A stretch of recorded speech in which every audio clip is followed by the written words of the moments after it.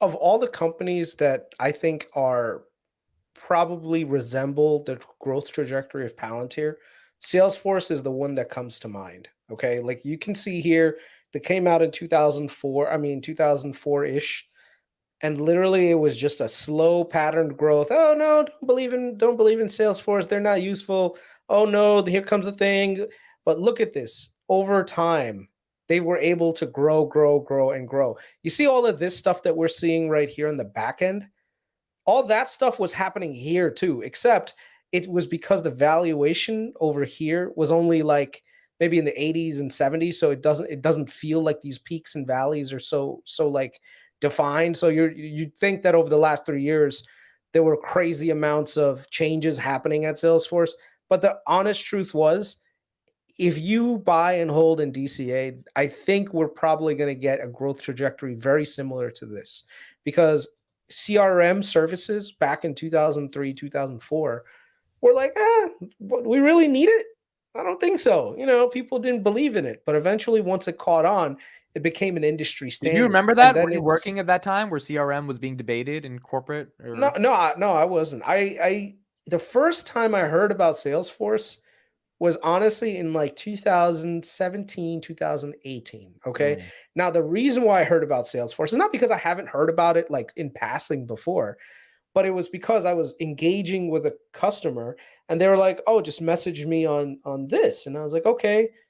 And then they were like, "Oh, they said Salesforce." And I was like, "I don't use Salesforce." They're like, "No, no, no. You don't use Salesforce directly, but that's because our logo is on the application that you're using, but the back end, everything is all Salesforce."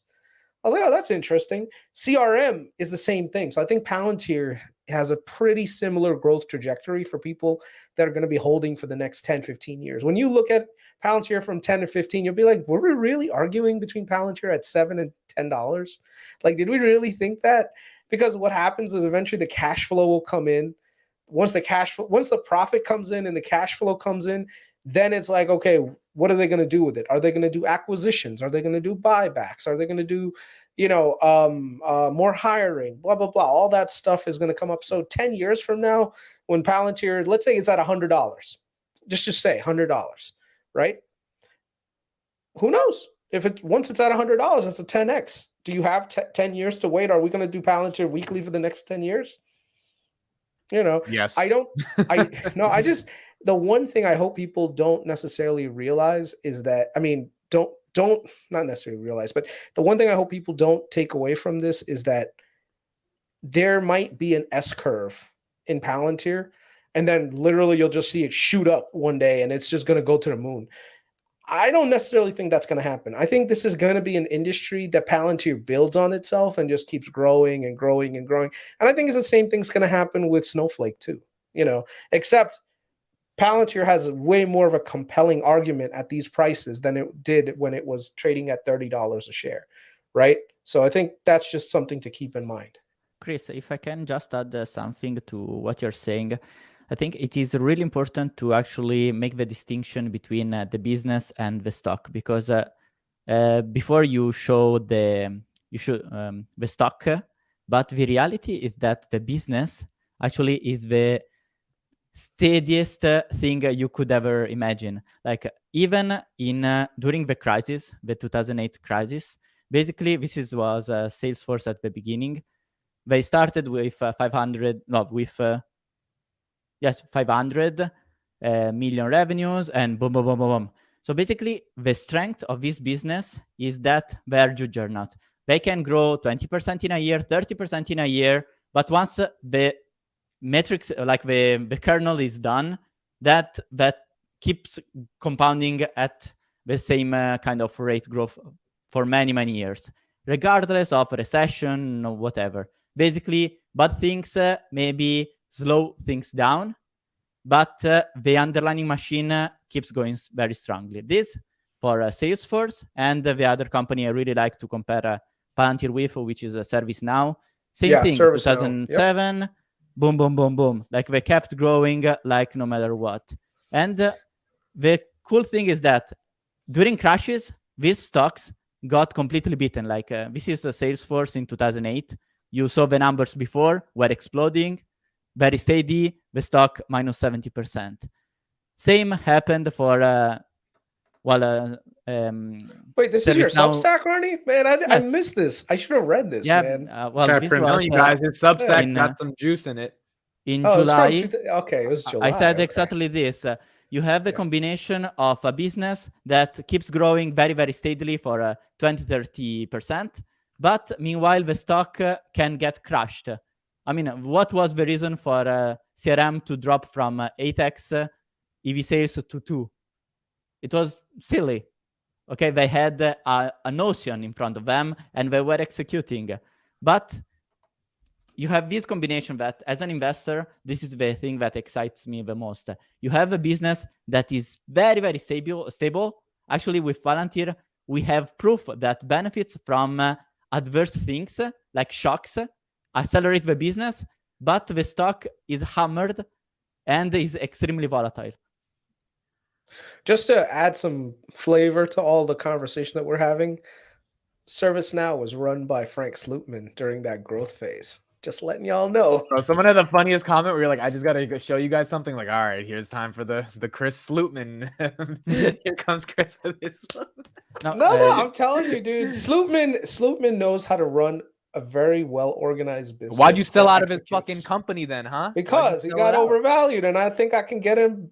I can get back in the 130s and 140s. That's why. Okay, all right. I don't know if you already see the picture, but do you see it? Okay, this is a ServiceNow revenue over time.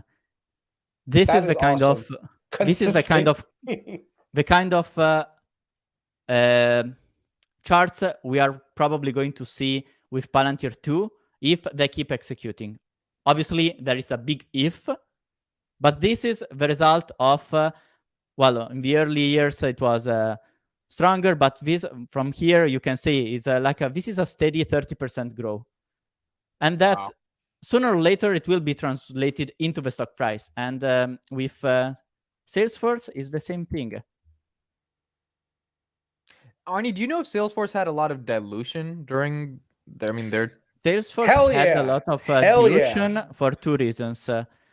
Not much at the beginning, because at the time, the engineers were relatively okay. Now, the problem with SBC is that the good engineers are extremely costly, so you need to compensate them. The real problem, so over time, they always had this SBC thing that has become stronger right now, and people are kind of adverse. Like last year, 2 years ago, dilution, the dilution doesn't matter, SBC doesn't matter. And now it's like everything that has a little bit of dilution is like, oh, I can't touch excessive dilution. The real problem with Salesforce is that they had to dilute to grow. Salesforce, since the product per se is not driven by network effects, it's driven by a lot of salespeople, like 30-40% of the employees are in Salesforce are salespeople.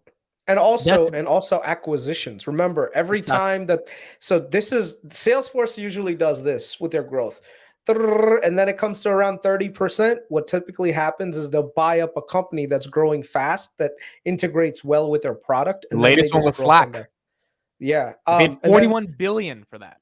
The first one I remember is MuleSoft, and the other one is Tableau. Those were huge drivers for them.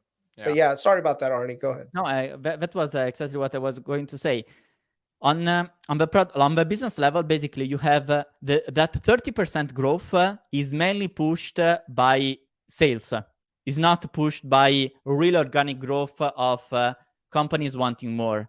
You need to have like that fuel to get that 20-30% growth. And on top of that, the problem that Karp said many times, if you are not strong enough, you need to keep acquiring companies just to keep growing. Then eventually, if you're good at merging them, you can do that. But every merge is very difficult because you need to match cultures that often don't fit together. And we're already seeing right now that, for instance, the Slack acquisition didn't really go well because the chief of of Slack basically left. It means like Butterfield. it means the harmony that was there at the beginning is not there any longer. And it's very rare to have a company, a software company, that not only grows, but also develop new things so that it can keep growing.